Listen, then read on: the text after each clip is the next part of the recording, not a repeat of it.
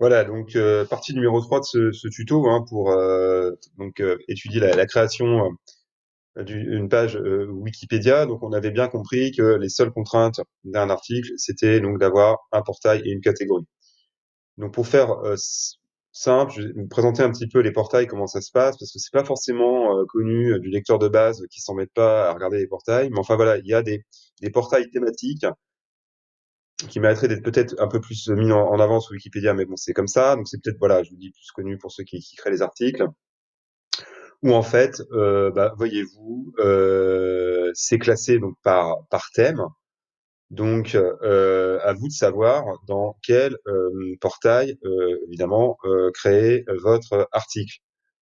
Donc, je vais prendre tout à fait au hasard, voilà, en économie.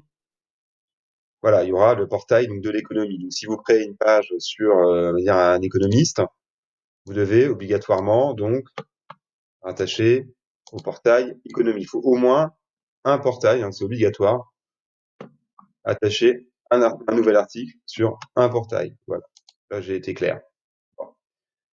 Bon, là évidemment, généralement, on sait à peu près dans quel domaine, hein, à vous de chercher.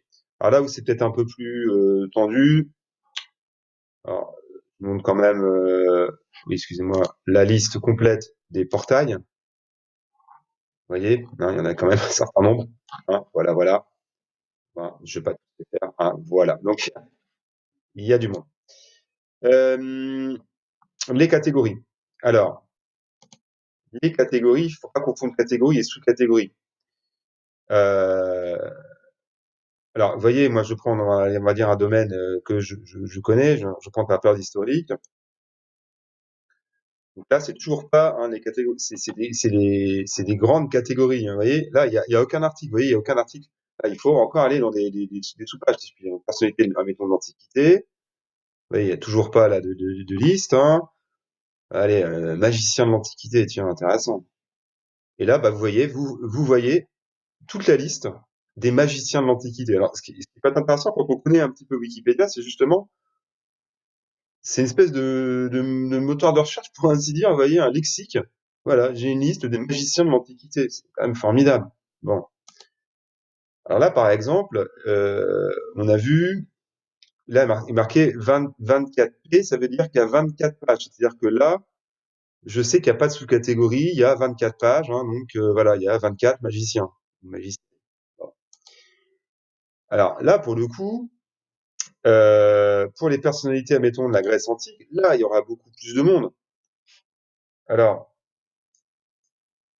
vous voyez, soit il y a une grande catégorie personnalité de la Grèce antique, c'est-à-dire que là, on ne s'embête pas, c'est vraiment la grande catégorie un peu fourre-tout, où on va mettre des personnages, on ne sait pas trop les accoler, ou sinon, on peut être plus précis, je peux même aller chercher, voilà, personnalité féminine de la Grèce antique.